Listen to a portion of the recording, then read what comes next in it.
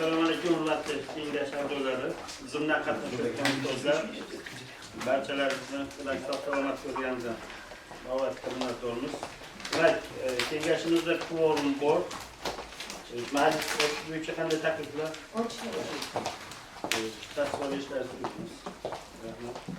Demak, kun tartibida kengashimiz kun tartibida Buxoro davlat universiteti ayarish doktoranti Vahobov va Dilfuza Ro'ziqovnaning 1903 falsafa tarixi do'stlik bo'yicha va Abdulloh Rudakiyning ijtimoiy axloq qarashlari mavzusidagi falsafa fanlari bo'yicha falsafa doktori, PhD medalist bo'lish uchun tayyorlangan dissertatsiyasi himoyasi. Dissertatsiya Buxoro davlat universitetida bajarilgan. Ilmiy rahbar falsafa fanlari doktori professor Sharipov O'g'il Tursunov. Rasmiy opponentlar falsafa fanlari doktori professor Navro'za Gulchehronning matnini hamda falsafa fanlari bo'yicha falsafa doktori dotsent Baxtliyev Dilfuza Hakimovna. Mazkur kun tartibi bo'yicha qanday takliflar bor? Rahmat. Demak, talabgor topshirgan hujjatlarning asosiy mazmuni va ularning belgilangan talablarga qay darajada muvofiq kelishi haqidagi ma'lumot bilan tanishish uchun so'z ilmiy kengash kotibi falsafalar doktori professor Abdulakim Sharipov. Assalomu alaykum, hurmatli kengash a'zolari, ruxsatlaringiz bilan tadqiqotchi Vahobov va Dilfuza Ro'ziqovna haqidagi ma'lumotlar bilan tanishtirsam. Dilfuza Ro'ziqovna 1972 yilda Buxoro shahrida tug'ilgan, millati o'zbek, oilali, 2 nafar farzandi bor. Vahobov va Dilfuza Ro'ziqovna Buxoro davlat universiteti tarix ta'lim yo'nalishi tarix huquq yo'nalishini 1994-yilda tugatgan. O'z mehnat faoliyatini 1997-99 yillarda Buxoro shahar 35-umumta'lim maktabida tarix fani o'qituvchisi, 99-yildan boshlab Buxoro davlat universiteti qoshidagi 1-son akademik litseyda tarix huquq kafedrasi o'qituvchisi, 2009-2019 yillar davomida tarix huquq kafedra mudiri, 2023-2024 yillar davomida Osiyo xalqaro universiteti kafedra o'qituvchisi va 2024 yildan boshlab Buxoro davlat universiteti tayanch doktoranti bo'lib ishlab kelmoqda. Vahobov va Dilfuza Ro'ziqovnaning dissertatsiya ishi 2022 yilda tasdiqlangan hamda Oliy attestatsiya komissiyasining byulletenida Abdulloh Rudakiyning ijtimoiy axloqiy qarashlari falsafiy talqin nomi bilan e'lon qilingan. Dissertatsiya ishi Buxoro davlat universiteti Islom tarixi va manbashunosligi kafedrasi yig'ilishida 2024-yil 24-may kuni muhokama qilingan va himoyaga tavsiya etilgan. Tadqiqotchi vaqt talablariga muvofiq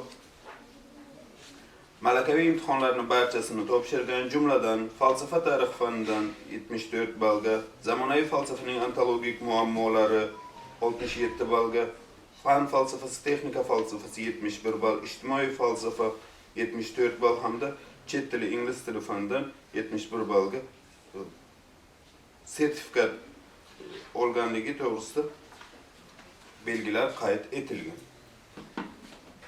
Vahobov va Dilfuza Ro'ziqovnaning falsafa fanlari bo'yicha falsafa doktori PhD ilmiy darajasini olish uchun dissertatsiya himoyasi haqidagi e'lon 13 oktyabr 2025 yilda Oliy attestatsiya komissiyasi veb-saytida chiqqandan so'ng avtoreferatni nashr etishga ruxsat berilgan. Dissertatsiya va uning avtoreferati Buxoro davlat universiteti axborot resurs markazi Ziyonet web tarmog'iga joylashtirilgan. Dissertatsiya himoyasi haqidagi e'lonlar UzAUz rasmiy web sahifasi hamda Buxtu.uz rasmiy web sahifalarida e'lon qilingan. Tadqiqot natijalari Buxoro viloyat teleradio kompaniyasi ko'rsatuvlarini tayyorlashda, respublika ma'naviyat ma'rifat faoliyatida O'zbekiston Milliy universitetida bajarilgan grant loyihasini amalga oshirishda hamda Imom Buxoriy xalqaro ilmiy tadqiqot markazi faoliyatida qo'llanilgan. Dissertatsiya natijalari bo'yicha 15 dan ortiq ilmiy nashrlar chiqarilgan va ular dissertatsiya va avtoreferat mazmunini qamrab olgan. Mazkur tadqiqot natijalari 4 ta xalqaro, 7 ta respublika ilmiy anjumanida muhokamadan o'tkazilgan. Vahobov va Dilfuza Ro'ziqovna tomonidan taqdim etilgan yig'majildda OAK tomonidan talab qilingan barcha hujjatlar mavjud va ular belgilangan talablar asosida rasmiylashtirilgan. E'tiborlaringiz uchun rahmat. Rahmat. Ilmiy kengash ko'rsatishiga savollar bormi? Unda talabgor Vahobov va Dilfuza Ro'ziqovnaning dissertatsiyasining mohiyati va ko'rsatishiga so'z berish to'g'risida reglamentni belgilab o'tsak. 15 ta. Hurmatli tadqiqotchi, demak reglamentga e'tibor berasiz. Assalomu alaykum, hurmatli ustozlar, ilmiy kengash a'zolari.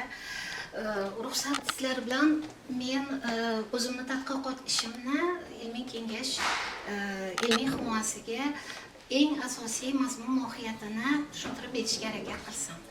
Xo'sh, tadqiqotimning mavzusi Abu Abdulloh Rudakining ijtimoiy axloqiy qarashlari. Ilmiy rahbarim Sharipova Gul Tursunova. Xo'sh, tadqiqot 3 ta bobdan xulosa va foydalanilgan adabiyotlar ro'yxatidan iborat. Xo'sh, eng asosiysi bu dissertatsiyaning mavzusi dolzarbligi va zaruriyati to'g'risida. O'zbekistonda xalqimizning boy, ulkan hayotiy tajribasi, insoniylik, qadriyatlarga asoslangan o'lmas merosni o'rganish, ma'naviyat, madaniyat, ma'rifatning ajralmas qismi sifatida ustuvor vazifa sifatida belgilangan. Shu nuqtai nazardan tarixda ikkita renesansni boshidan kechirgan O'zbekiston hududi, bu hudud albatta katta ahamiyatga ham tarixiy nuqtai nazardan ham jahon madaniyatiga qo'shgan qissasi nuqtai nazardan juda katta ahamiyatga ega bo'lib, aynan uning negizida 3-Renessans, ya'ni yangi O'zbekistonning poydevori qo'yilishiga davlatimiz rahbarimiz tomonidan 2300-yilning dolzarb vazifalaridan biri sifatida belgilanib berilgan.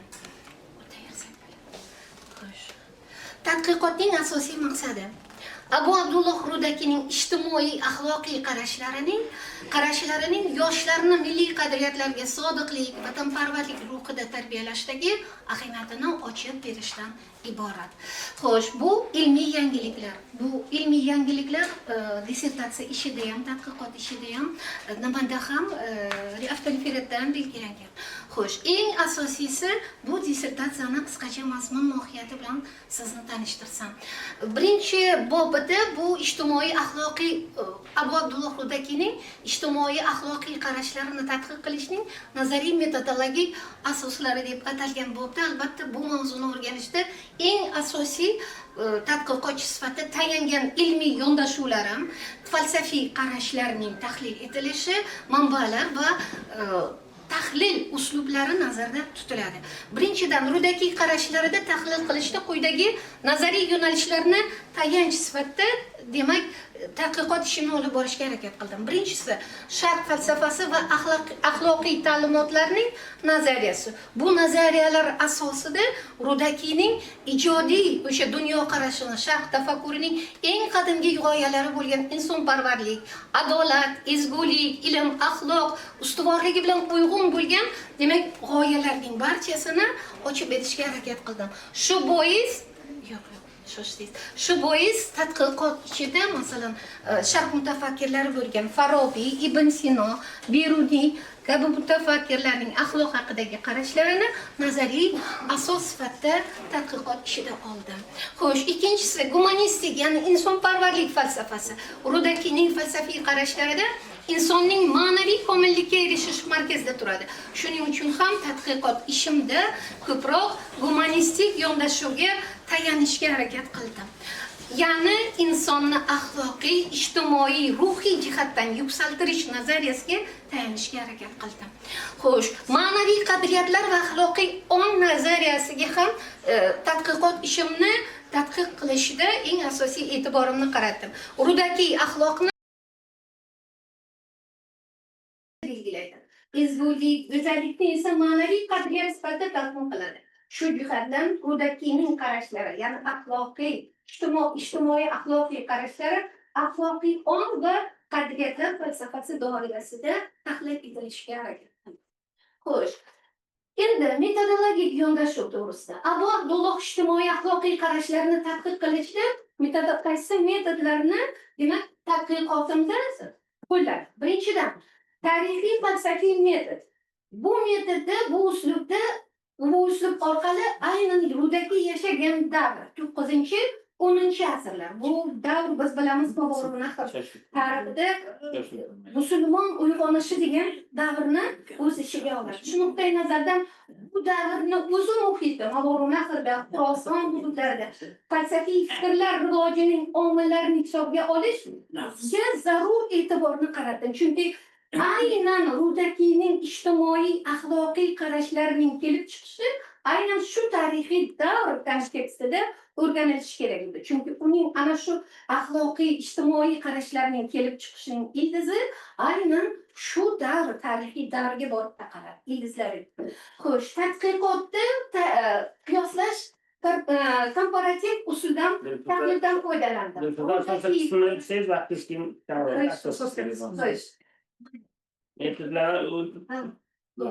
Aksiologik yondashuvlarda asosan. Xo'sh, ilmiy asosida asosiy qaysi manbalar yotadi? Birinchidan, Abu Abdulloh Rudakining saqlanib qolgan merosi. Xo'sh, adabiy merosi fors-tojik adabiyotining qadimiy manbalariga asoslanib tadqiqot ishida amalga oshirishga harakat qildim. Shuningdek, sharq falsafasi tarixiga oid ilmiy tadqiqotlarni ham demak tayanib, ularga ilmiy asos sifatida qarab tadqiqot ishini olib bordim. Bundan tashqari, hozirgi zamonaviy o'zbek va xorijiy olimlarning Rudakiy merosiga bag'ishlangan ilmiy ishlari, monografiyalar, maqolalar va tarjimalarni ham demak tadqiqoti ustida asosiy matn manba sifatida ishlashga harakat qildim. Eng asosiy tadqiqot ishidan demak Rudakining ijtimoiy axloqiy qarashlarini tahlil qilishdan chiqarilgan eng asosiy fikrlar. Xo'sh, Rudaki asarlarida inson va jamiyat munosabatlarining falsafiy mohiyati. Rudakining fikricha inson jamiyatdan ajralgan holatda mavjud bo'la olmaydi. Insonning kamoloti jamiyatning ma'naviy yuksalishiga bog'liq. Xo'sh, ikkinchisi Rudakining she'riyatida adabiy badiiy she'riyatida insonning jamiyatdagi o'rni mehnatga, halollikka, ezgulikka, mehr-oqibat, adolat singari tushunchalarning muhim ijtimoiy fazilat sifatida talqin etiladi. Rudakining asarlarida. Rudakiy axloqni faqat shaxsiy fazilat emas, balki jamiyat barqarorligining ma'naviy asosi sifatida ko'ra olgan. Va uning asarlarida, demak, tanishsangiz, uning asarlaridan shu narsasi. Rudakiy insonning qadrini bilim, aql, yaxshi fe'l-atvor belgilaydi degan g'oyani ilgari suradi. Bu esa o'zining falsafiy antropologiya jihatdan yondashuv bo'lib hisoblanadi. Xo'sh, ijtimoiy axloqiy qarashlarida ilmning, Rudakining, aqlning va ma'rifatning o'rni to'g'risi. Birinchisi, Rudakiy ilmni insonning eng ulug' boyligi sifatida. Xo'sh, jaholatning, demak, jaholatdan qutulish vositasi sifatida bildi. Misol keltirishimiz mumkin, donish andar dil charog'i ravshanas. Bas hamma tani tura chavshamas. İnsanlar qalbining chirog'i bilim, balodan saqlanish yarog'i bilim. Aql insonni hayvondan ajratuvchi fazilat, bilim insonni kamolot sariga yetaklaydigan nur degan g'oyalar uning falsafasining markazida turadi. Rudakining fikriga ko'ra ma'rifatli inson jamiyatga nur sochadi, nodon insonlar esa yovuzlik va zulmat manbaidir. Bu fikrlar albatta Abu Abdulloh Rudakining sharq falsafasidagi ma'rifatparvarlik an'anasining boshlang'ich bosqichiga ko'tarib qo'yadi. Xo'sh, Abu Abdulloh Rudaki asarlarida axloq, go'zallik uyg'unligi. Rudaki she'riyatida go'zallikni faqat tashqi ko'rinish sifatida emas, balki axloqiy go'zallik uni ruhiy poklik, halollik, samimiylik bilan chambarchas bog'liqligini ta'kidlaydi. Rudaki go'zal so'z, go'zal xulq orqali inson qalbini tarbiyalash mumkinligini ta'kidlaydi. Shunga misol tariqasida uning baytlaridagi bir misrani keltirishimiz mumkin. Yad bayti partiyonkim as-sangi foro. Mazmuni yana qattiq toshdan ipakli bir mazmundagi baytni yaratadi. U baytni yaratish uchun qattiq toshdagi qattiq bo'lgan yuraklarni eritay, ularga ta'sir ko'rsatay degan ma'noda kelib chiqadi. San'at va she'riyat Rudakining nazarida insonni ezgulikka yetaklovchi vosita sifatida talqin qilinadi. Shu jihatdan ruhdagi ijodi axloq, estetika birligi sifatida birligini ifoda etadi. Bu esa o'z navbatida sharq falsafasining go'zallik haqidagi g'oyalari bilan bevosita bog'liq bo'lib hisoblanadi. Rudakining axloq falsafasida ezgulik, yovuzlikning mohiyati. Birinchidan, ruhdagi ezgulikni insonning ruhiy mohiyatiga mos, tabiat uchun foydali harakat deb biladi. Xo'sh, yovuzlikni esa insonda ma'naviy tubanlikka olib boruvchi holatdir deb tushuntirgan. Rudakining fikriga ko'ra, insonning ezgu amallari, ilm o'rganish, saxovat, rostgo'ylik, mehr va bag'rikenglik orqali ifodalanadi. Yovuzlik, yolg'on, kibr, hasad, jaholat maqoli bo'lib, ular inson ruhini bulg'aydi. Aynan mana shu qarashlar Rudaki tafakkurida axloqiy dualizm, ya'ni ezgulik va yomonlikning doimo kurashi nuqtai nazardan, bir-biriga qarama-qarshiligi nuqtai nazardan bayon etiladi. Bir mislni keltirganman shu yerda bal sari nafsi xud amiri mardi bal ko'rikar ar nuqta nagiri mardi mardi nabubat fitodaro po'zadan ger dasti fitodai bigiri mardi mazmunida esa o'z nafsini mag'lub etolgan marddir. G'iybatdan uzoq etolgan marddir. Nomard tepib ko'targa qilganlarni ojiz kishilar qo'lidan tutolgan marddir. Xo'sh, eng oxirgi 3-bobida asosan o'sha Rudakining aqidalarining yosh avlodni kosmopolitizm g'oyalariga qarshi kurashda va ularda vatanparvarlik tuyg'usini yuksaltirishga ahamiyatini ochib berishga harakat qildi.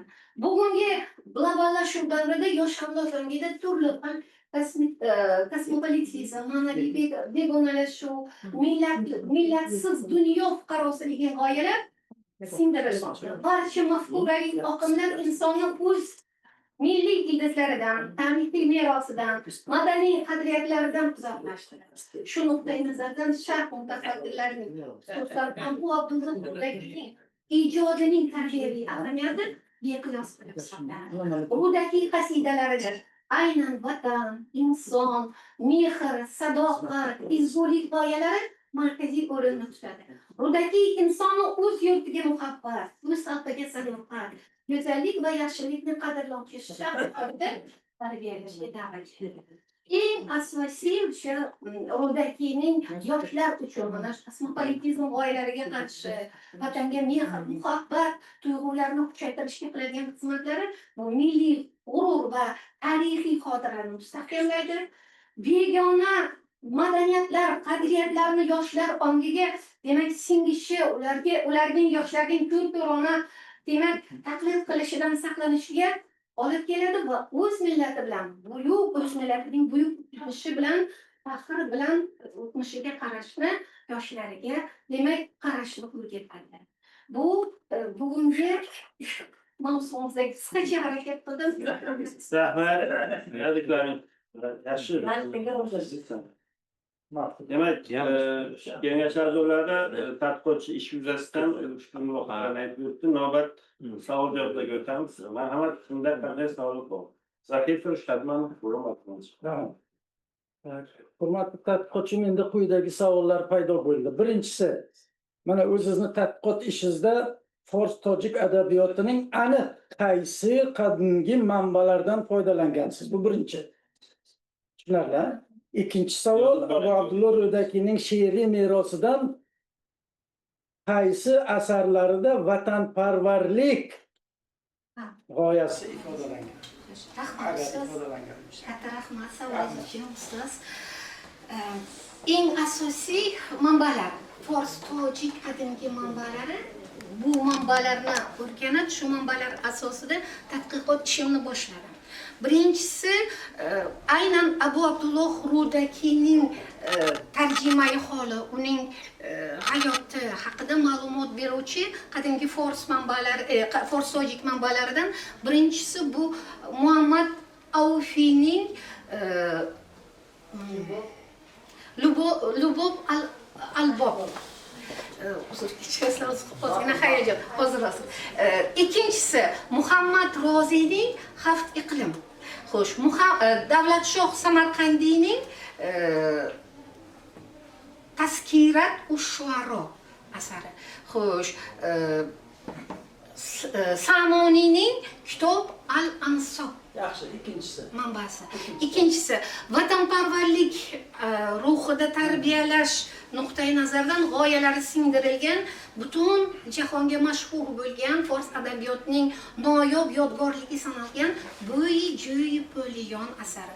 Bu aynan Nasr ibn Ahmadning Buxoroga qaytarilishi, ya'ni Rudakining she'riyat iste'dodi shunchalik darajada, so'z san'atining shunchalik darajada qudrati bilan Buxoro amiri Nasr ibn Ahmad Somoniy Buxoroga Hirotdan Buxoroga yo'l oladi.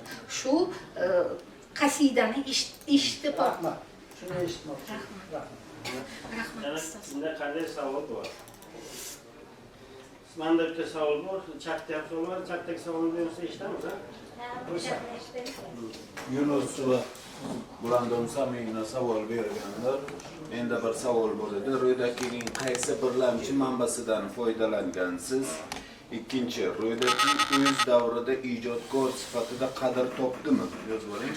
Va uchinchisi, oxirgi yillarda Ro'ydaki ilmiy merosiga bag'ishlangan ilmiy ishlardan sizning tadqiqotingizda farqi nima? Demak, 3 ta savol. Shu savolga javob bersangiz, keyin beramanlarning ham savollari bor, uni ham aytamiz. Katta rahmat ustoz savolingiz uchun. Birinchi savol bu eng birlamchi manbalar. Abu Abdu eng asosiy qiynaladigan, haqiqatan bu iste'dod noyob odam ush-shuaroning badiiy she'riyatda yorqin namuna, iste'dod namunasi bo'lgan asarlari bizgacha to'liq birinchi manba bo'lib kelmagan. Mana Navoiyda Hamsa, masalan, Qutat Qo'pilik, bular saqlangan holda birinchi manba sifatida o'rganiladi. Lekin Rudakiyni barcha ijod namunalarini o'sha sharqshunos olimlar, Rudakiyshnoslar qaysidir asarlarida misralar, baytlar, bir nechta baytlar sifatida yig'ib bitta Rudakiyning to'plamidan shakllantirilganlar. Birinchi manba sifatida Rudakiyni o'zini alohida bir kitobi saqlanmagan, bizgacha yetib kelmagan. U insonni devonlar yozganligi to'g'risida ma'lumot. Hattoki o'sha forscha, arabcha lug'atlar muallif ekanligi aniqda, lekin ularning birontasi bizga birlamchi manba sifatida yetib kelmagan. Faqatgina o'sha olimlar, o'sha sharqshunoslar, Rudakiyshnoslar kimlarnidir qadimgi assalomu alaykum ustoz. Qadimgi taskiralar, turli xil o'sha 15-asrgacha bo'lgan turli xil o'sha fors tojik manbalarida ko'rsatilgan madaniyat arboblari to'g'risidagi ma'lumotlar bizgacha yetib keldi. Xo'sh, keyingi savollar sizning ishingizdan ilgari olib borilgan tadqiqotning farqi nimada? Eng asosiysi Abu Abdulloh Rudakiyni fors tojik adabiyotining namoyandasi sifatida tadqiqoti 19-asrdayoq boshlangan. Ijodini o'rganish, baytlarini topish, o'sha bahsli munozarali savollarga javob berish 19-asrdayoq boshlangan. Olimlar o'rtasida qiziqish juda ham yuqori bo'lgan. Lekin Abu Abdulloh endi juda o'rganilish tarixini agar ustozlar ko'rib chiqqan bo'lsangizlar, u yerda tadqiq qilingan to 19-asrdan hozirgi davrgacha Abu Abdulloh Rudakiyning ijodini o'rganilish tarixi bayon etilgan va eng oxirgi tadqiqotlarda ko'pincha bu tadqiqotlar filologik nuqtai nazardan qaysidir so'z boyligi, o'sha so'z janri, qasidalar, masnaviylar, ruboiylarning mazmun mohiyatini ochib berishga harakat qilingan. Lekin falsafiy jihatdan tahlil qilishga harakat hali bo'lmagan. Bizni o'zimizda o'tgan yili Qahramon Boymirzayev tadqiqotchi, Farg'ona davlat universiteti manimcha tadqiqotchisi edilar. Men kirib ham o'tirdim o'shana nimalarida, seminarlarida va bu tadqiqotni o'qidim ham o'zim, ham referatlarini, ham ilmiy ishlarini. Va bu tadqiqotda asosan mavzusi ham Abu Abdulloh Rudakining qarashlarida ijtimoiy adolat talqini. Qaysidir bir ijtimoiy axloqiy qarashlarning qaysidir bir qismi o'rganilgan. Lekin mening tadqiqot ishimda endi harakat qildim albatta. Abu Abdulloh Rudakining ijtimoiy axloqiy qarashlarini tizimli yondashishga to'la to'kis. Eng oxirgi qarashlari, Rudaki ijtimoiy axloqiy qarashlarini Farobiy qarashlari bilan qiyoslashdi. Asosan Rudaki va Farobiy bular yaqin zamondosh. O'sha musulmon renessansi davrida yashagan. Hozir Farobiyning qarashlaridagi eng asosiy narsa bu aqlni, ilmni, jamiyatni eng harakatlantiruvchi kuchi sifatida baho beradi.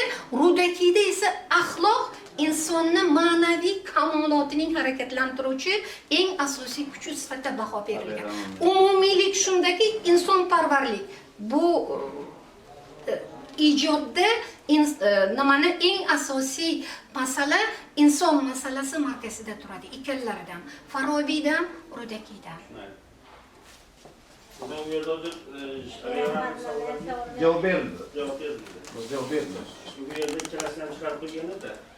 Ikkalasi ham javob berdi. Menda bitta savol bor. Abdulloh Rudakining o'zi haqida gapirdim, mavzu Abdulloh Rudakining ijtimoiy axloq qarashlari. Bugungi kundagi ahamiyati nima deb o'ylaysiz?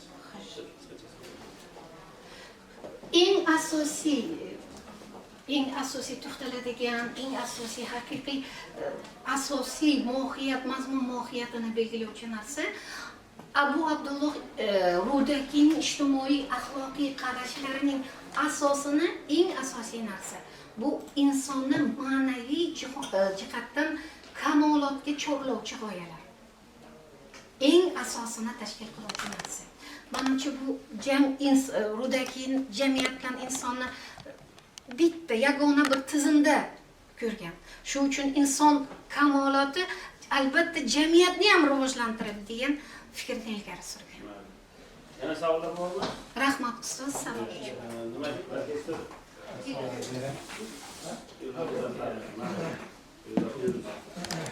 Ben bitta savol beraman. Endi haqiqatan mana mendan oldin ham savol berildi. O'sha savolning davomida, mantiqiy davomi.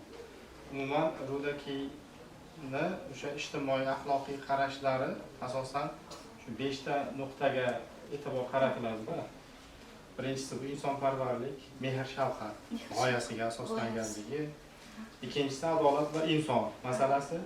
Uchinchisi mehnat va hunarni ulug'lash. To'rtinchisi optimizm va hayotsevarlik. Beshinchisi odob, axloq, ma'naviy poklik. Endi men ochig'i avtoreferatni o'qidim, dissertatsiyani o'qishga imkon bo'lmadi. Hozir chiqishingizda ham shu 5 ta asosiy nuqtadan insonparvarlik, mehr oqibat, odob, axloq, ma'naviy poklik masalalari haqida gapirdingiz. Lekin shu tadqiqotda e'tibor qaratdingizmi? Adolat va inson masalasi hamda o'sha mehnat hunarini ulug'lash, optimizm masalalari ham tadqiqotda o'z ifodasini topganmi? Ha, ustoz, rahmat savolingiz uchun. O'zi Rudakiyni epikurizm g'oyasi, ya'ni hayotdan zavq ola bilish. Aynan bekorga, behudaga hayotni sarflash emas, balki uni haqiqatdan ham hayotni har bir lahzasidan foydalana olish nuqtai nazaridan hayotni har bir lahzasini foydali, unumli foydalanish nuqtai nazaridan hunarni egallash, ilm olish, jamiyatni munosib bir farzandiga aylanish degan ma'noda uning juda ko'pgina asar nimalarida, ruboiylarida, qasidalarida shu narsa ko'proq shu narsaga urg'u berilgan. Masalan, May onasi degan qasidasi aynan adolatparvarlik nuqtai nazardan, siz bergan savol nuqtai nazardan, o'zi bu davrda ko'pgina mutafakkirlar adolatli podsho, adolatli hukmdor fikrlarini ilgari surishgan, xuddi Farobiyda. Ularning fikricha jamiyatni, hayotini adolatli bir hukmdor to'g'ri boshqara olsagina, yaxshi boshqara bo'lsa, adolat jamiyatda adolatli hukmronlikni o'rnatsagina bu jamiyat taraqqiyotga erishadi degan nuqtai nazardan. Va Rudakidan bu g'oyalarni ana shu May onasi degan qasidasida ko'rish mumkin. U shu hukmdor tabaqani asosan adolat nuqtai nazardan, adolatli hukmdor bo'lish g'oyasini nima qilishga, targ'ib qilishga harakat qiladi. Ulug'lash emas bu insonlarni, balki aynan rahmat siz. Yetarli. Demak, o'tiring. Ilmiy kengashimizda ilmiy rahbar professor Jalkov Yusufovni qatnashyapti. Ilmiy rahbar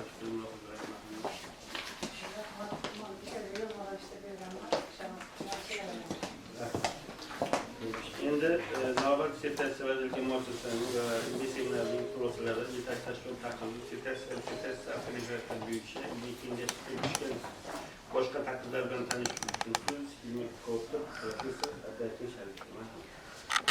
Rahmat to'g'ri. Vahobov Dilshod Ro'ziqovning dissertatsiyasi 2024-yil 24-may kuni Buxoro davlat universiteti Islom tarixi va mavanshunosligi falsafa kafedrasi qo'shidagi ilmiy seminarda muhokama qilingan va himoyaga tavsiya etilgan.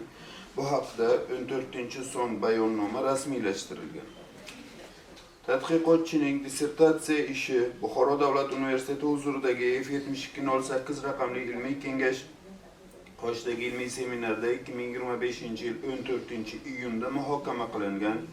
Unda rasmiy taqdirchi sifatida qatnashgan falsafa fanlari doktori Rahmatova hamda falsafa fanlari nomzodi Ahmedovalar ilmiy ishga ijobiy taqriz berganlar. Ilmiy seminarning mazkur bayonnomasi asosida Vahobov Dilshod Ro'ziqovning dissertatsiyasiga yetakchi tashkilot Navoiy davlat universiteti etib belgilangan. Dissertatsiya ishi Navoiy davlat universiteti ijtimoiy fanlar kafedrasi yig'ilishida muhokama qilingan va tegishli tartibda rasmiylashtirilgan. Bu haqda 2025-yil 13-oktyabr 2-son bayonnomasi bilan tashqi taqriz berilgan. Tashqi taqrizda tadqiqotning fan va amaliyot nuqtai nazaridan dolzarbligi, tadqiqotchi tomonidan olingan natijalar, tadqiqot natijalarining ilmiy va amaliy ahamiyati, dissertatsiya natijalari va xulosalarini qo'llash bo'yicha tavsiyalar hamda dissertatsiya yuzasidan umumiy mulohazalar va xulosa qismi keltirilgan. Tashqi taqrizning dissertatsiya yuzasidan umumiy mulohazalar qismida dissertatsiyada quyidagi kamchiliklar ko'zga tashlanadi deyiladi. Birinchi, dissertatsiya matnida uchraydigan ayrim g'aliz iboralarni to'g'rilash va terminlarga izoh berish, dissertatsiyada ayrim imloviy, uslubiy kamchiliklarni bartaraf etish maqsadga muvofiq. Ikkinchi, dissertatsiyaning ayrim paragraflarini qisqartirish kerak edi. Uchinchi, dissertatsiyaning boshqa oxirgi yillarda qilingan ishlardan farqli jihatlarni konkret xulosalarda aks ettirish maqsadga muvofiq bo'lar edi deb keltirildi. Hamda xulosa qismida Vahobov Dilshod Ro'ziqovning Abu Abdulloh Rudakiyning ijtimoiy axloqiy qarashlari mavzusidagi dissertatsiyasi Oliy attestatsiya komissiyasi talablariga muvofiqligi ish tugallangan va mustaqil bajarilgan deb hisoblanishi, nashr etilgan ishlar dissertatsiya va uning avtoreferati mazmunini aks ettirishi qayd etilgan hamda Vahobov Dilshod Ro'ziqovni 09.00.03 falsafa tarixi ixtisosligi bo'yicha PhD ilmiy darajasini olishga loyiq ekanligi ta'kidlangan. Shu bilan birgalikda ilmiy kengashimizga Vahobov Dilshod Ro'ziqovning dissertatsiya avtoreferatiga quyidagi ilmiy muassasa mutaxassislaridan ijobiy taqrizlar kelib tushgan. Birinchi, Qoraqalpoq davlat universitetidan siyosiy fanlar doktori Bayriyeva, Xorazm viloyati Ma'mun universitetidan falsafa fanlari bo'yicha PhD Adilov imzosi bilan, Urganch davlat universitetidan Sadanova imzosi bilan, Samarqand davlat chet tillar institutidan falsafa fanlari doktori professor G'aybullayev imzosi bilan, falsafa fanlari doktori professor Hamdamova imzosi bilan, International School of Finance Technology institutidan Aytbayev imzosi bilan Urganch davlat universitetidan Hajiyeva, Urganch Ranch texnologiya institutidan falsafa fanlari bo'yicha falsafa doktori Qutlimuradov imzosi bilan hamda Samarqand iqtisodiyot servis institutidan Haqqulov, Farg'ona davlat universitetidan G'ulomov imzolari bilan Farg'ona davlat universiteti professori falsafa fanlari doktori Siddiqov, Toshkent shahrida Fraganos universitetidan falsafa fanlari doktori Xo'jayev hamda Termiz davlat universitetidan Jo'rayeva imzolari bilan ijobiy taqrizlar kelib tushgan. Xorijiy hamkorlar, xalqaro miqyosdagi tadqiqotchi olimlardan Ufa shahri fan va texnologiyalar universitetidan Vildanova imzosi bilan Panjikent pedagogika universitetidan Shodmon Vohidov imzosi bilan hamda Jahon ishlar bo'yicha Hindiston kengashi Punit Gaver imzolari bilan ijobiy taqrizlar kelib tushgan. Qayd etilgan taqrizlarning barchasida Vaho va Dilfuza Roziqovaning avtoreferati ilmiy tadqiqoti yuqori baholangan va falsafa bo'yicha PhD ilmiy darajasini olishga loyiq ekanligi ta'kidlangan. E'tiborlaringiz uchun rahmat. Rahmat. Taqdirlar bo'yicha to'pga savollar bormi? Rahmat. Yani yetakchi tashkilot muassasasi taqdirlari yuzlangan shu mulohazalar yuzasidan javob berish uchun marhamat.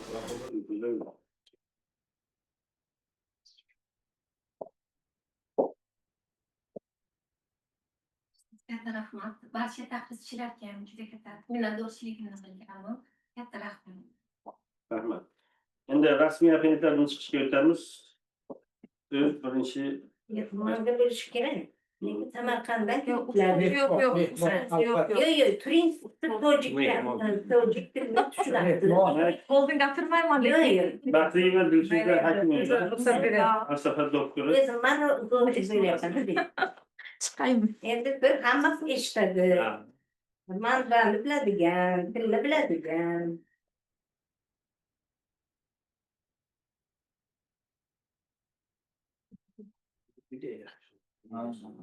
Assalomu alaykum. Hurmatli rais, ilmiy kengash a'zolari, mening aziz ustozlarim, hurmatli dissertant va barcha ishtirokchilar. Ushbu so'zimni ikki misra Abu Abdulloh bo'yidagi she'rlar bilan boshlamoqchiman. Bu maqsadimiz bo'lmoqchi deb o'ylayman. Chunki maqsad ham shu edi, do'stlarni ko'rish, ustozlarni ko'rish. Abu Abdulloh bo'yidagi mana shu mavzuda shunday degan. Hech shodi nest andar in jahon bartar az didori ro'y do'ston. Endi buni tarjimasi jahonning shodligi yig'ilsa, bu do'stlar didoridan o'rolmas.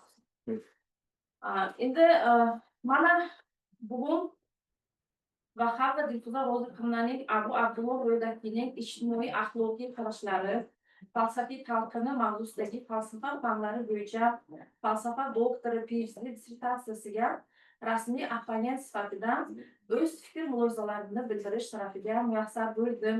Bundan men juda ham mamnunman, juda ham xursandman ki shunday baxt menga muyassar bo'ldi. Chunki Abu Abdulloh Ro'ydakini biz o'sha maktab davridan, universitetda juda ko'p o'rganganmiz. Rahmatli ustozim Solijon Halimov bizlarga juda suhbatlar, ancha vaqt ajratib ushbu Abu Abdulloh Ro'ydaki ta'limoti haqida, Abu Abdulloh Ro'ydakining ijodiyoti haqida juda ko'p serqirrali ma'lumotlar berilgan. Aynan o'sha davrda olgan ma'lumotlari, bilimlarim yana esimga keldi. Yana qaytadan mana shu she'rlarni takrorlash, yana esimga keltirishga nasib qildim.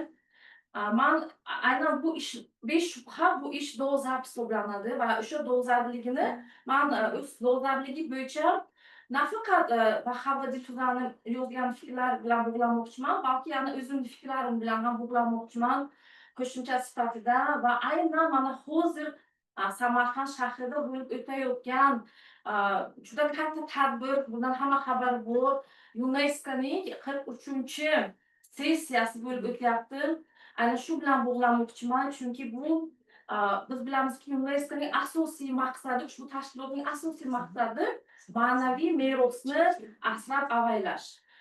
O'sha moddiy va nomoddiy ma'naviy merosimizni asrab avaylash hisoblanadi va albatta Abu Abdulloh Rudakiyning shu ilmiy shu adabiy merosi aynan shu meroslar qatoriga kiradi va uni o'rganish asosiy maqsadlarimizdan nafaqat O'zbekiston ahlini, balki butun dunyo jamoasini o'rganishni asosiy maqsadi hisoblanadi va uni asrab-avaylash bugungi kunda nihoyatda dolzarb hisoblanadi.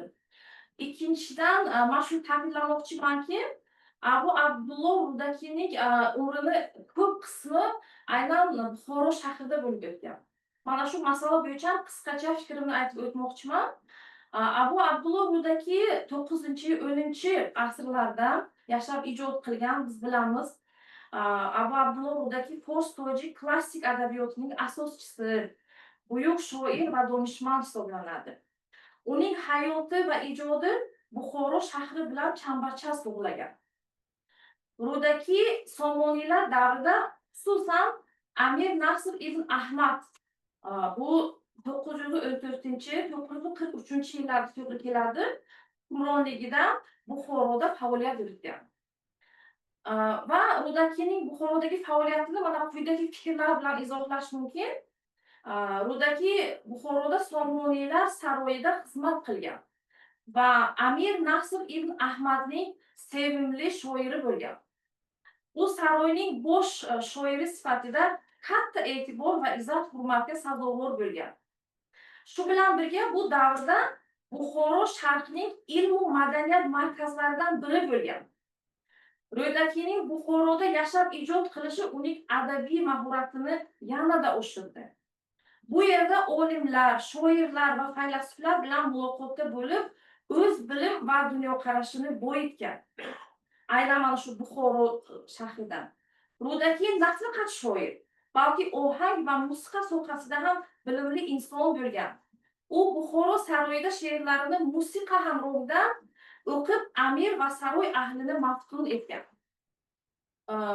Va yana shuni ham aytish kerakki, Rudakiyning she'rlari orqali Buxoro xalqi orasida ilmga, madaniyatga va insonparvarlikka bo'lgan muhabbat kuchaygan. Uning ijodi Buxoroning ma'naviy hayotini yuksaltirishiga muhim rol o'ynagan. Buxoroda yozilgan ko'pgina madhiya va hikmatli she'rlari esa amirga bag'ishlangan bo'lib, ularda insoniylik, saxovat, adolat va hayot haqidagi fikrlar ilgari surilgan.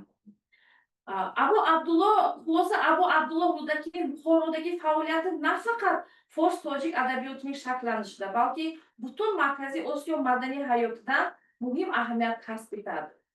U Buxoroning ilmiy va adabiy muhitini boyitdi va uni sharqning madaniyat poytaxti darajasiga ko'tarishiga katta hissa qo'shdi deb o'ylayman va dolzarblik ham aynan shundan iborat, chunki mana Buxoro olimlari aynan mana shu masalaga alohida e'tibor berishlari kerak, chunki aynan mana shu sharqning madaniyat poytaxti darajasiga ko'tarishga juda ko'p zotlarning hissalari bor va Rudakiy ham ushbu zotlar qatoriga kiradi. Uchinchidan, ushbu masala bo'yicha, dolzarblik bo'yicha shuni aytib o'tmoqchimanki, globallashuv va axborot oqimlari tezlashgan davrda yoshlar ongida ma'naviy bo'shliq, iste'molchilik kayfiyati va begonalashuvning kuchayishi muammolariga qarshi tarixiy, falsafiy merosdan unumli foydalanish muhim ahamiyat kasb etmoqda. Abu Abdulloh Rudakiy fors tojik adabiyotining buyuk namoyandasi, odam shuaro va Malikul Kalom unvonlariga sazovor bo'lgan mutafakkir merosining falsafiy jihatdan tadqiqi ayniqsa yangi O'zbekiston yoshlar tarbiyasi kontekstida qimmatlidir. Yana ikki misra Abu Abdulloh Rudakiyning she'rlarini aytib o'tmoqchiman, chunki ushbu zotning she'rlarini aytib o'tmasak, o'sha fikrlar bilan asoslamasak bo'lmaydi. Abu Abdulloh Rudakiy shunday aytganki, har ki nomux az guzashti ro'zgor, niz naomuzad ze hech omuzgor. Bu yerda shu Abu Abdulloh Rudakiyning sotsiologik qarashlarini ko'rishimiz mumkin. Chunki mana bu yerda jamiyatning inson kamolotiga, insonning individni shaxs bo'lib shakllanishidagi rolini aytib o'tgan. Demak, kimki o'sha hayotdan, jamiyatdan o'rganmasa, unga hech bir ustoz o'rgatmaydi. Bu yerda ayniqsa jamiyatning rolini, inson kamolotidagi rolini aytib o'tgan Abu Abdulloh Rudaki va yana 4 misra she'rni aytib o'tmoqchiman. Gar barsari nafsi xud amiri mana Dilfuzaxon ham bu she'rni aytib o'tdilar, men ham aytmoqchiman. Gar barsari nafsi xud amiri mardi bar ko'm kar arnuqda nagiri mardi mardi nabuvat fitoda u poy zadam dar dasti fitoda edikiri mardi. Aynan bu 4 misra she'rda butun mana yangi O'zbekistonning siyosati, asosiy siyosatdagi asosiy maqsad o'zida mujassam etilgan. Chunki yangi O'zbekiston hozirda asosiy maqsad bu inson qadri. Insonni qadrlash, uni ulug'lash. Bu she'r esa aynan barcha insonlarni teng ko'rish, ularni o'sha yordamga muhtoj bo'lgan qatlamlar insonlarga yordam qo'lini cho'zish. Aynan shu narsani o'zida mujassam etgan. Bu albatta beshubha prezidentimiz Shavkat Miromonovich Mirziyoyev fikrlari bilan hamohang va bunga yana bir misol bo'lishi mumkin. Hozirgi jamiyatimizda bo'lib o'tayotgan o'zgarishlarni, inson markazlarini ochilishlari, aynan o'sha bu markazlarning ham ochilishi aynan nimalarga yordam berish, yordamga muhtoj bo'lgan aholi qatlamiga yordam berib, ularga farovonlikni ta'minlash. Bu esa aynan o'sha siyosatni ana shu she'r bilan mana necha asr oldin Abu Abdulloh Rudaki va endi ishni asosiy nimalarni aytib o'tmoqchiman, asosiy fikrlarimni. Ishning nazariy metodologik asosligini alohida ta'kidlab o'tish kerak. Dissertant tadqiqotida keng qamrovli yondashuv qo'llagan. Bu yerda Sharq, ayniqsa Tojikistonda, Eronda, G'arb va mustaqil davlatlar hamdo'stligi olimlari tadqiqotlari tahlil qilingan 9 yildan ortiq baytgacha yetib kelgan Rudaki merosining asosiy asarlari, masalan, May onasi, Keksalikdan shikoyat, Bo'y-jo'y, Million, Kalila va Dunna, Sinbodnoma chuqur tahlil qilingan dissertatsiyada. Dissertatsiyaning yana ilmiy yangiliklari nimaga e'tiborga sohib? Bu yerda Rudakining zohiran va botinan axloqli bo'lish konsepsiyasi birinchi marta yaxlit falsafiy tizim sifatida taqdim etilgan. Shu bilan birga mutafakkirning ontologik va antropologik qarashlarining humanistik mohiyati yangi O'zbekiston kontekstida asoslangan. Bo'y-jo'y Million qasidasi orqali vatanparvarlik tarbiyasining falsafiy mexanizmlari ochib berilgan va ijtimoiy murosasozlik konsepsiyasi va uning O'zbekiston 2030 strategiyasi bilan uyg'unligi isbotlangan. Uni albatta ish amaliy ahamiyatga ham ega bo'lib, bular quyidagicha hisoblanadi. Falsafa tarixi sohasi uchun yangi bilimlar to'plamini taqdim etadi. Rudaki merosini falsafiy metodologiya bilan tahlil qilish orqali yangi yondashuvni yaratadi. Nazariy va amaliy ahamiyatga ega va yangi O'zbekiston ma'naviy tarbiya tizimiga hissa qo'shadi.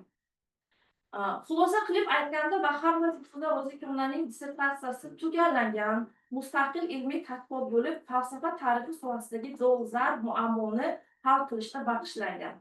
Tadqiqotda qo'yilgan vazifalar to'liq bajarilgan, ilmiy yangilik va amaliy ahamiyatga ega natijalar olingan. Shu bilan birga dissertatsiya O'zbekiston Respublikasi Oliy attestatsiya komissiyasining falsafa doktori PhD ilmiy darajasini berish uchun dissertatsiyalarga qo'yiladigan talablarga ham javob beradi. Bahar Ro'zikromlarning 090003 falsafa tarixi ixtisosligi bo'yicha falsafa doktori PhD ilmiy darajasini olishga munosibdir.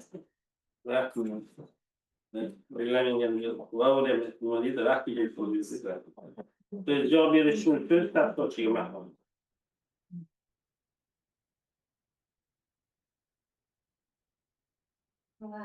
Rahmat, rasmiy oponentim Mahida.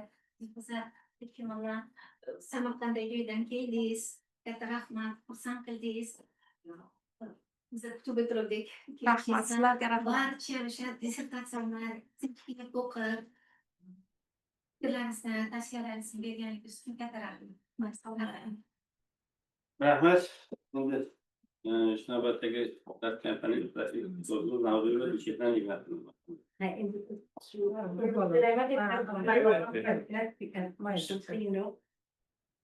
birinchidan hammamiz nimajonni dilfuzajonni ma'ruzalarini eshitdik, erkin gapirdilar. Birorta qog'ozga qilganlari yo'q edi. Savollarga ham erkin yaxshi javob berdilar. Birinchi opponentimizni fikrlarini hammamiz eshitdik. Men shuning uchun har bir bu nimalarga to'xtalmasdan men uchun maqbul bo'lgan tomonlari va ba'zi bir fikrlarimni aytaman. Men hozir nimani opponent juda to'g'ri aytdilarki, dolzarb mavzu, haqiqatan ham dolzarb mavzu. Biz buxoroliklarni uni o'rganishga vazifamiz, butun jahon uchun ham bu juda kerakli degan narsa ma'qul. Endi shunday mavzuni agar qarasak, bulargini ijtimoiy axloqiy qarashlariga e'tibor berganlar. Haqiqatan ham o'sha nimani dissertatsiyada shu masala, ya'ni jamiyatdagi tinchlik, o'sha jamiyatdagi insonparvarlik, xalqparvarlik, adolat masalalarini juda yaxshi yuritganlar va eng yaxshi tomonlari o'sha vatanparvarlikka alohida urg'u berib, o'shani buradagi tomondan aytilganini juda ham yaxshi yechib berganlar. Ana endi o'sha aytdilarki, odam shuaro degan nom bilan aytganlar. Ana misol odamlar hammamizning otamiz odam atolıyımız, demek şairlarning odam atosi deyaptilar. Shunchalik yuksak unvonga sazovor bo'lgan inson ekanliklarini Malik Usharo, ya'ni so'zning podshohi degan ma'nodagi ta'riflar berganligi bu juda ham maqbul bo'lib hisoblanadi. Endi menga yana maqbul, hozir manbalarni aytdilar, shuning uchun qaytib manbalarga to'xtalmayman. Bir shunday narsalar bor ekanki, bu kishining dissertatsiyasida qaranglar, tadqiqotda shuni aniqladim men endi bu kishining tadqiqotlarida chet el olimlari avval Rudakiyni o'rgangan ekanlar-da.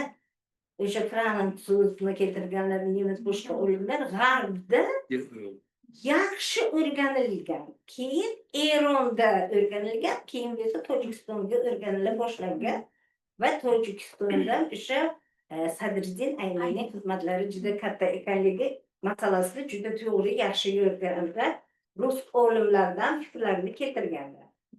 Endi ana shu menga juda yana ma'qul bo'ldi. O'zi dissertatsiya nima paragraflariga nom qo'yganlarki, shu nimani Rudaki ma'naviy merosni tadqiq etish, talqin etish va tasnif degan gapni aytganlar. Ko'pincha bizlar shu gapni o'qiymiz, lekin o'shani ichida shu gapni ham ko'ramiz. Bu kishi juda ham zo'r qilib tasnif berganlar, menga juda ham ma'qul bo'ldi. Qaranglar. Endi Rudaki qarashlarning asosiy mazmun mohiyatiga qarab 4 ta qismga bo'lganlar. Demak, axloqiy qarashlari, o'sha axloqiy qarashlarning mohiyatini ochib berganlar, estetik qarashlari, ijtimoiy qarashlar va falsafiy qarashlar deb har bir qarashni o'sha 4 ga bo'lib, ma'naviy meroslarni mazmun mohiyatini ochib berganlar. Yana shu bilan birgalikda kimlar tadqiqot olib borgan, shu hali tahlil etib, o'sha ilmiy tadqiqotlarni maktablarga ajratganlar. Tojikiston ilmiy maktabi deb namoyandalari va ularning qilgan ishlari, Eron ilmiy tadqiqot maktabi ularning qilgan ishlari, G'arb ilmiy tadqiqot markazi va zamonaviy tadqiqotlar deb ana shu ajratib har bir tadqiqotchini juda ham yaxshi yo'ritganlar.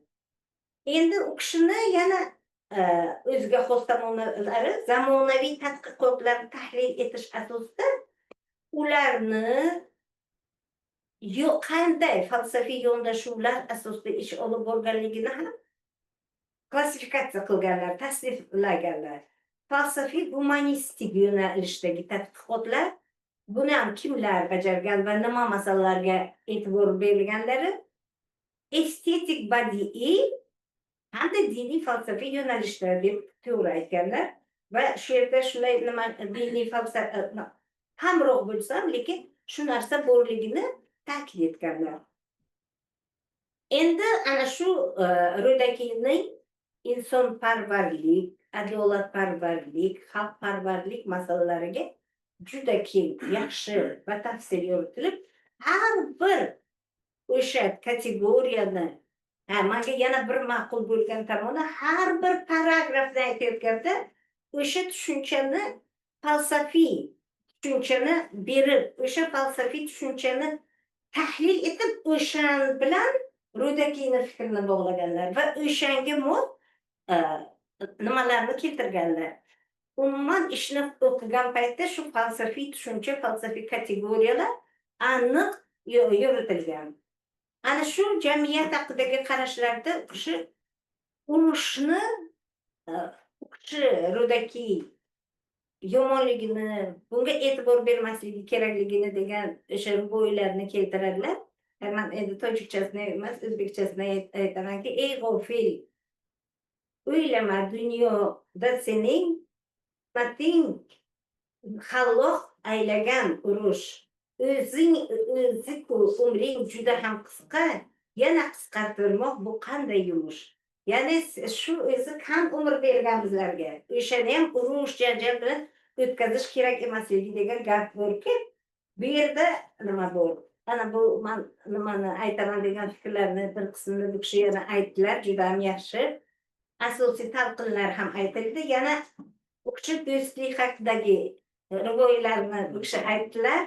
Bu ham menga juda ham ma'qul. Yana bitta narsa borki, shu jamiyatda insonning baxtli bo'lishi uchun kerak narsani aytadiki, 4 narsani berdi barcha kishilarga. Ya'ni bu tansihatlik, yaxshi odat, yaxshi nom, yaxshi fikr. Ana shularni berdi, o'shanga amal qilish kerak degan narsalarni berdi. Etikani bizlar bilamiz, etikani oltin qoidasi deyiladi. O'shani demak, o'zingga nimani ravo ko'rsang, o'zgalarga ham shuni ravo ko'r degan o'sha misralarni keltirib, o'shani yaxshi talqin etganlar. Endi ana shu hozir men aytdim, o'sha 4-bo'blar, oxirgi 3-bo'bda vatanparvarlikka bag'ishlaganlar. Vatanparvarlikka bag'ishlab bizlar ko'p o'qiganmiz.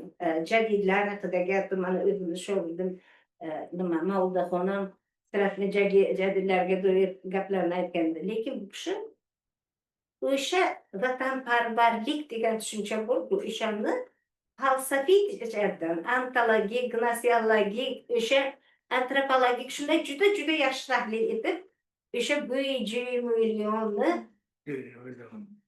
tahlil etib, yana keyingi o'shani boshqalarga ta'sir qilgani, hozirgacha buni ta'siri borligi haqidagi g'oyani aytganlar. Men juda xursandman. Ana bu ilm ma'rifatiga doir, ilmning ahamiyatiga doir har bir ruboiylarni keltirib, o'sha ruboiylarni talqinni juda yaxshi berganlar. Umuman olganda ish talab darajasida yozilgan, haqiqatan ham juda to'g'ri aytdilar. Oldilariga qo'yilgan maqsadga erishilgan nimalar bu paragraflar mantiqiy ketma-ketlikka yoritilgan.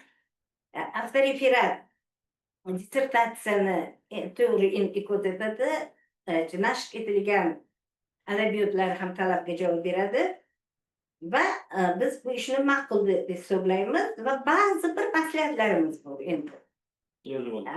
O'zi nima deydilar, kamchilik yo'q desak ham bo'ladi. Deydilar. Bu maslahat chunki ana hozirda Mushotmanni savol berdingiz, o'sha manbadan foydalanganini, o'sha ko'p joyda o'sha Ash'oriy Ro'dakiy Ash'oriydagi asosiy manbaga juda ko'p suyanganlar. Bu katta narsa. Endi ana shu Ro'dakiyni o'rinli keltirganlar ba'zi o'sha nima misralarni yana chuqurroq falsafiy tahlil etsalar yana yaxshi bo'ladi. Bu kelgusi ishlaringizda.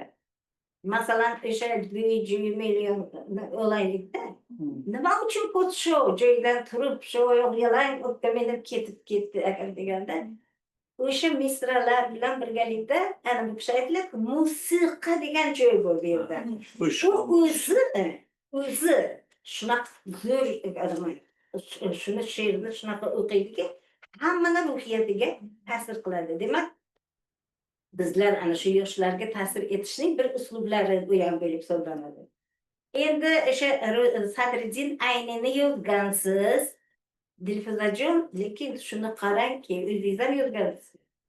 Birinchi bo'lib o'sha Sadriddin Ayni Rudakiyni o'rganib, o'sha Rudakiyni to'la ash'orlarni jamlagan ekan. Sadriddin Ayni ham buxorolik. O'sha qanday ishni, shuni iqtiboslarga ko'proq yana keltirsangiz, adabiyotlarga yana kiritsangiz, yana yaxshiroq bo'ladi albatta. Endi iqtibos va adabiyotlarni yana bir ko'rib chiqasiz. Ayrim kamchiliklar bu o'zi nima. Endi ana bu hozir siz ham takrorladingiz, o'sha Barsari nafsi xud amiri mardi degan joy bor-ku. Ana bu 4-chi hobizda o'sha ta'lim, tarbiya berish degan joy bor. O'sha bizda hozir nafs tarbiyasiga e'tibor berish kerak. Ana shuni ta'kidlash, shundan keltirsangiz yaxshi bo'ladi. Keyin o'sha yerda gar dasti fitodaro bigiri mardi degan haqiqatan aytlar, ana shu og'ir ahvolga tushganni qo'llash. Bu kishining o'ziga xos bir komil inson konsepsiyasida eng asosiy shuki tarqalgan narsa bo'lib hisoblanadi. Va endi bitta narsa bor, bu faqat bu kishiga emas, sizlarga ham bir ana Abdurahimjon hamalaringizga bir nima murojaat qilmoqchi edi. Manbalarni hammasida asl manbada Rudaki yozilgan, u bilan. Ana bu tojik manbalaridan, Eron manbalaridan shunday kelyapti. Endi bizni O'zbekistondagi manbaga hammasiga u ekanligi. Endi men o'zim o'yladimki, bu dastlabki ishni qilayotganda bular Braginskiydan, bulardan foydalanib, Jimaqilladan foydalangani uchun bu bo'lib ketganmi? Chunki bizlarda ham u harfi bor-ku, agar bo'lmasa boshqa. Например, ana Kalobodini siz bilasizmi? Asli u Gulobodi bo'lishi kerak. Arab tilida qo'f bo'lmagani uchun Kalobodi bo'lib ketgan. Lekin bizda masalan hozir u bor, shuni keyinchalik bir bizda ham Rudaki deb yozish kerakmikan? Bu albatta bu sizga tavsiya emas, chunki bu manbada shunday yozilgan. Va ana bu manbada o'zingiz iqtibos bergansiz-ku. Tojik manbalarda ba'zi joyga u ketgan, ba'zi joyga u ketgan, albatta u qiling, chunki bu shunday bo'lib hisoblanadi. Albatta bu juz'iy kamchiliklar. Katta mehnat qilingan, bu kishi daftaran, manbalarni o'qigan, Panjakentda bo'lganlar, qabrlarni ziyorat qilganlar, borib o'sha yerda manbalarni to'pib kelganlar. Albatta bu hammasi munosib. Bu kishi tadqiqotchini rahbarlariga ham katta rahmat. Men ham bu kishini munosib deb hisoblayman. Doktor Pejji darajasiga. Rahmat. So'z yaxshi batafsil. Uchun demak javob berish uchun so'z tadqiqotchi. Marhamat.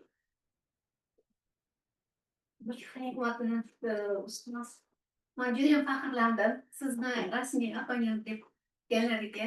Chunki sizday insonni ilm yo'lini bizday tadqiqotchilarga bersin. Juda katta rahmat. Sinchiklab barcha o'sha boshidan oxirigacha shu tadqiqotchimni o'qib, o'zingizning xulosalaringizdan, takliflaringizdan bildirganingiz uchun siz juda ham katta minnatdorchilik bildiraman. Rahmat. Endi hurmatli kengashlar bilan rasmiy apenditlarning chiqishi tugadi. Muhokamaga o'tamiz. Norasmiy apendit sifatida chiqishlar bormi? Marhamat, endi Rashidov Abdurahimonovich O'tayev. Anchadan beri Assalomu alaykum. Men qisqaroq gapiraman. Bugun haqiqatdan ham mana Vahoba Dilfuzaxon Ro'ziqovnaning Buxoroning bir buyuk farzandining yana bir qirrasini falsafiy jihatdan tadqiq qilganlarning guvohi bo'lib turibmiz. Bu uchun katta rahmat. Albatta bu o'sha fors tojik tili bilan bog'liq, fors tojik bo'lganda ham bu o'rta fors tili deb aytiladi. Hozirgi zamonaviy fors tilidan bu birozgina farqlanadi-da. Ha. O'sha uchun ba'zi bir mana bu yerdan eng mashhur o'sha Shoh Muhammad Shoh Muhammedov tarjimalaridan ikkita nima keltirilgan. Bular endi mashhur o'sha Sovet davrida. Siz yana yangilardan iloji bo'lsa, bu qo'ysangiz avtoreferatni hamma ko'radi. Nega faqat o'sha mashhur ikkitagina gap bor ekan deydi va shunda ham biroz ana bu ortografik xato ketib qolibdi. Mana qarang, mardumoni bixrat andar dar zamon bo'ldi. Andar har zamondir. Andar har zamon. Rozi donishro ba har guna zabon degansiz, ba har guna zabon bo'ladi. Xo'p, gap kardandu giromi doshdan to basang andar dame bingoshdan bo'ldi, bu hame bingoshdandir. Hame degan bu zarf deydi. Bu hozirgi mana fors zamonaviy fors tilida menavishdan deganini endi bu hame bingoshdan deydi-da. Shu uchun dame emas, hame bo'lsa ma'no to'g'ri bo'ladi grammatik jihatdan. Keyin ikkinchi o'sha foydalangan nimangizda ham xuddi shunga o'xshash ketib qolgan. Donish andar dil charog'i ravshanas, charog'ini jarog'i qiling, charog'i ravshanas va dama bo'ldi, vaz hama bad bartani tu javshanas. Hamma yomonlardan sani asrovchi javshanas. Mana shu narsalar agar ozgina nima qilinsa, ya'ni hamma tomonlama juda mukammal bo'lardi. Tabriklayman, muvaffaqiyat tilayman. Rahmat. Rahmat. Yana do'stlar. Professor Sho'rnamiz Rahmat. Hurmatli rais, hurmatli kengash a'zolari, men o'ylaymanki bugun Buxoro ahli uchun katta bayram bo'lishi kerak. Chunki darhaqiqat professor Navro'zova ham aytdilar, o'tiravermaydi. Ming afsuski, mana shunday buyuk daholar, shu jumladan shoirlar sultoni deb birinchi marta bizni o'zimizning makonda va markazda aytilmagan, g'arbda aytilgan va bugungi kungacha shunday bo'lib kelyapti. Umar Xayyom bilan bir qatorda, lekin birinchi o'rinda Abu Abdulloh Ro'daki haqida inglizlar yozgan, keyin nemislar, shundan keyin qolgan bu Sharqiy Yevropa uyg'onib bu yoqqa kelavergan. To'g'ri, endi mafkura ham bo'lgan. Shu jumladan mana o'zimizni mashhur o'zbek tarjimonlarimiz Toshkent davlat universitetida ko'p yillar ishlab juda chiroyli she'riy to'plamlarni chiqarganlar, shu jumladan Abu Abdulloh Ro'dakiga ham bag'ishlangan, lekin shularni o'qib ko'rsangiz, shunday qator ichida mafkura sezilib o'tiradi. Men o'ylaymanki, tadqiqotchi keyingi ishlarida albatta shu mafkura qatlamini kesib tashlab, haqqoniyatni ro'yobga chiqarib, asl Abu Abdulloh Ro'daki kimligini ko'rsatish kerak. Chunki biz to'g'ri fors tojik deymiz. Tojikistonga borsak agar ular bizniki deydi, biz bizniki deymiz. Aslida hammamizniki. Mana shu regionda yosh yigit bo'lib kelib, dunyoda mashhur bo'lgan va qarangki, tan olingan ikki Renesansdan birinchi mashhur Renessans 9-10 asrlarda ijod qilib, shu paytda Buxoroning eng taraqqiyot topgan paytida birinchi bo'lish bu hazil emas. Vaholanki shunday bir tarixiy fakt borki, Abul Qosim Firdavsiy o'zlarini shohnomalarini olib kelganda Abu Abdulloh Ro'daki ham o'sha yerda bo'ladilar shu davrada. Va bu asarni endi ikkilamchi demasam ham shunchaki qabul qilinadi, uni buyuksizligi uchun emas, buyuklarni buyuki borligi uchun. O'sha paytda Amir saroyida she'riyat nuqtai nazardan shunaqa raqobat kuchli bo'lganki, u yerda bitta she'rni aytish o'zi bo'lmaydi. Shu uchun o'sha paytning o'zida uch toifali shoirlar tan olingan. Birinchisi nihoyatda chiroyli jahonshumul she'rni yozadi, nutq bo'lmaganligi uchun ayta olmaydi. Bu birinchi toifa. Ikkinchisi aynan ajoyib she'rlar yozib, chiroyligina nuqtai nazardan ifoda qilish mumkin. Lekin eng noyoblari toji shundaki, ham ajoyib she'r yozadi, ham nihoyatda chiroyli ifoda etadi. Shunchaki so'z bilan emas, o'z musiqa sozlari bilan aytadi. Shu uchun ham sultonlar sultoni deb atalgan. Men endi ko'p gapirsak bu yerda arziydi. Dissertatsiyada haqiqatan ham anchagina chiroyli birlamchi manbalar, shu jumladan mana o'sha sobiq esser paytda ham katta bir xazina to'plangan bu Leningrad Gertsen kutubxonasi, siz o'shalardan foydalangansiz. Bu uchun katta rahmat. Hali domla aytgandek, opponentimiz hurmatli aytgandek, yana chuqurlashtirsangiz agar, holi 10dan 9 qirrasi ochilmagan buyuk daho bu kishi. Ana shularni hammasini, xususan bizning 3-Renesansga taalluqli, qolaversa agar yoshlarimizga taalluqli tavsiyalar chiroyli berilgan, shular hayotda tatbiq etiladigan bo'lsa agar ayni muddao bo'lardi. Men o'ylaymanki, mana shu hamma yuqorida qayd etilgan fikrlarga qo'shilgan holda men ham kengash a'zolarini ushbu dissertatsiyani qo'llab-quvvatlashni so'rayman. Arziydigan dissertatsiya. Rahmat. Yana chiqishlar bormi, Norat? Marhamat. Bu yerga gapirishlar yaxshi. Bu she'rga gapim o'xshaydi, o'qish kelib qoldi.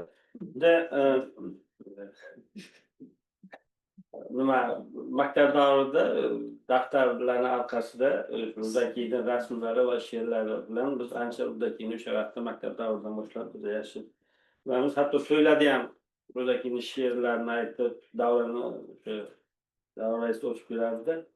Biz uni shoir sifatida biz bilardik o'sha vaqtda. Mana hozirgi tadqiqotlarda ko'ryapmizki, buning falsafaning muammolari, antologik muammolari, genealogik muammolari, inson uning axloqi masalasida ham alohida e'tibor berganligini biz ko'rishimiz mumkin va buni tadqiqotchi o'sha dissertatsiya nuqtai nazaridan ko'ramiz. Mana buni o'sha seminardagi nuqtai nazardan ish ancha pishi va tadqiqotchining o'zi ham bu bo'yicha kirib ketganligi va bu ish to'xtamasligi va bu ishni yana davom ettirish tarafdori edim. Norasmiy va rasmiy chiqqan o'sha opponentlarimizni so'zlaringizni shularga qo'shilaman va bu ishni OAK darajasiga olish va PhD darajasini olish loyiq deb hisoblayman va sizlardan ham bu ishni qo'llab-quvvatlashlaringizni so'rab qolaman. Gapirmoqchi edilar, gapiringlar.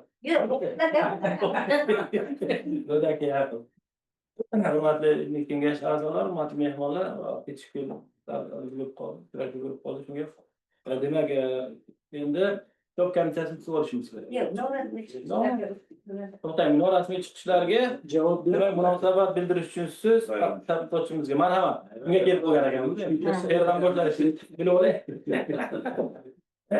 Marhamat. Maxsusda taklif etilgan nima tavsiyalar va qaysi kunlardadir men tomonidan qo'ygan xatoliklarni, kamchiliklarni tuzataman albatta. Juda katta rahmat. Minnatdorchilik bildiraman. Tadqiqotimni qo'llab-quvvatlab, mehnatimni munosib baholab, demak, yopayotganlarga minnatdorchilik bildiraman. Rahmat. Rahmat. Demak, hurmatli kengash a'zolari, endi demak, top komissiyasini ko'rishimiz kerak.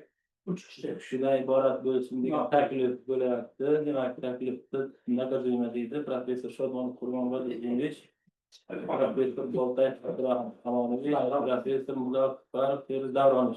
Yozib qo'ygan ekanlar, erkin qaraling. Marhamat, demak, tasdiqlab berishga so'raymiz. Sanoq komissiyasi ishni boshlashi mumkin. Nima deb, 5 daqiqa qanot qurib ma'lumotlarga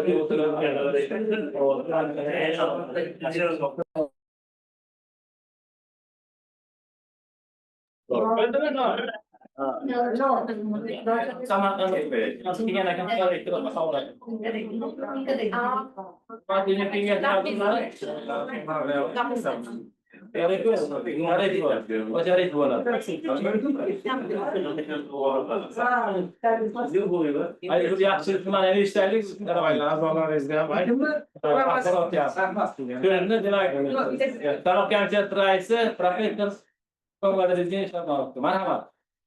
Komissiyasi majlisining bayonnomasi 25-yil saylangan komissiya tarkibi 3 kishidan iborat bo'lib, professorlar O'rmonov, Boltayev va Muzaffarov. Birinchi bayonnomani tasdiqlanishlarini so'raydi. Rahmat.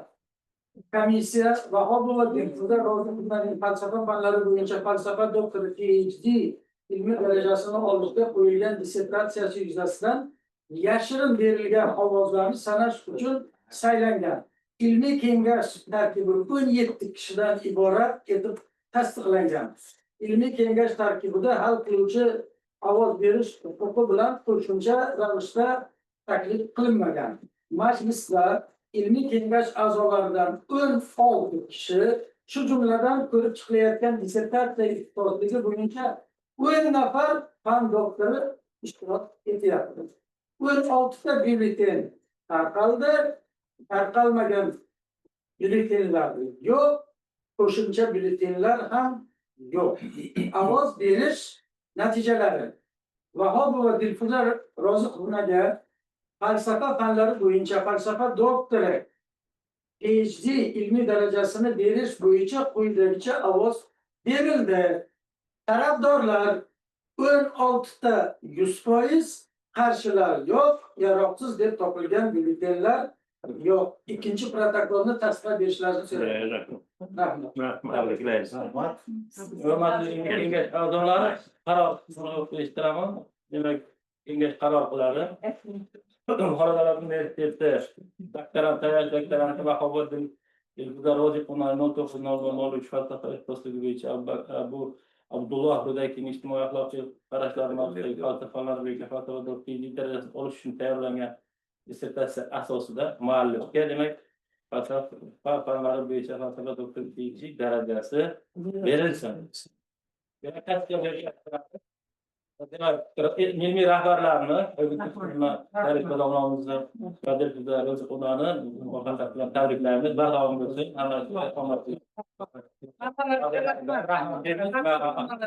Oxirgi so'z navbatida demak, qachondir qoladi.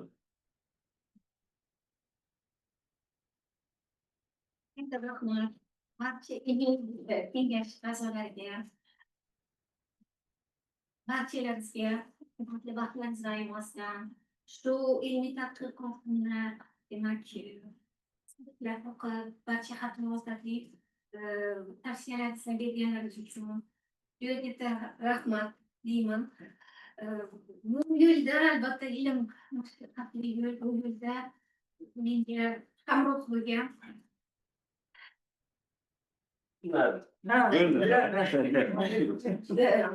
barcha o'sha qiyinchiliklarni yengishdan tavsiyalar, maslahatlarni ayirmagan hurmatli ustozimni yonlarida juda katta qarzdorman. Boshim yerga tekkuncha ta'zimdaman. Böyle gapirmang.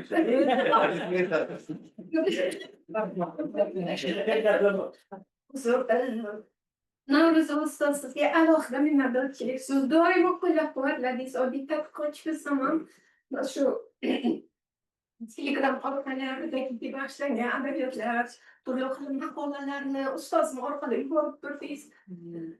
Sizga katta minnatdorchilik bildiraman. Shu jumladan xatolarim, juda katta xatolarim yo'l qo'ygan paytimda bu xatolarni tuzatishda yuridik fakultetning dekani domla ustoz Namozov bir Baxrich boshchiliklarida o'zlari hurmatli baxtlarni ayamasdan rahmat. Yordamlar barcha ustozlarga, barcha ustozlariga shu ilm yo'lida menga hamroh bo'lgan, yordamlarini ayamagan, yordam qo'llarini cho'kkan barcha insonlarga sizga ham Böyle değil mi? katta rahmat. Ustoz tabriklaymiz. Rahmat. Ustoz Malikov. Rahmat. Rahmat. Assalomu alaykum ilmiy kengash a'zolari, aziz mehmonlar. Haqiqatan ustoz aytganlaridek, bugun Buxoromizda yana bir katta esga qolarli juda ham bir xayrli kun bo'ldi juma kunida. Chunki biz bu o'zimizni avlodlarimizni, o'zimizni ana shu olimlarimizni qanchalik ularni qirralarini ochaversak, kechirasiz, o'zimizga ham shunchalik energiya olamiz va shulardan biz kelajakda yaxshi foydalanamiz. Mana jiyanimiz Dilfuzaxon mavzuni olib nima qiluvdi, Boburjon bilan kelib gaplashib nima qiluvdik. Mana Oygul Tursunovani taklif qildi, men aytdim mayli, ishonamiz nima qilib birgalikda qo'limizdan kelguncha. Mana Xudoga shukr, yuzimizni yerga qaratmadi, ish mehnatni qildi ustozlar bilan. Ustozlarga katta rahmat. Doimo sog' bo'lsinlar. Darmondalik kunini ko'rmang. O'tgan pir ustozlar ruhi hammalaringizni qo'llab-quvvatlasinlar. Mana shu yerda bir narsani aytmoqchi edimki, Dilfuzaxon shunday bir o'ylarni farzandiki, uni katta ambasi muhabbat ahadini Mirxanovni turmush o'rtoqlari matematika edi. Bu kishi katta. Ikkinchi ammalari Vahobova Malohat texnologiya institutida edilar. Bir taqolarimiz. İkinci taqolari Samadov nima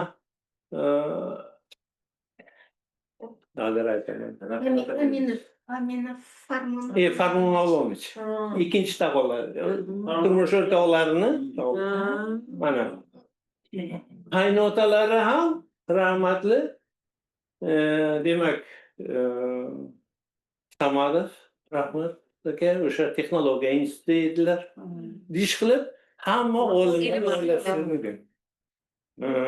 Men juda ham xursandmanki, shuni davom ettirib bildi, saqlab bildilar va bundan keyin ham ustozlarni o'gitlaridan xulosa qilib, nima qilib, keyingi avlodga ham bu narsani o'tkazinglar. Mana o'g'li turibdi, qizi. Ularga ham o'tsin.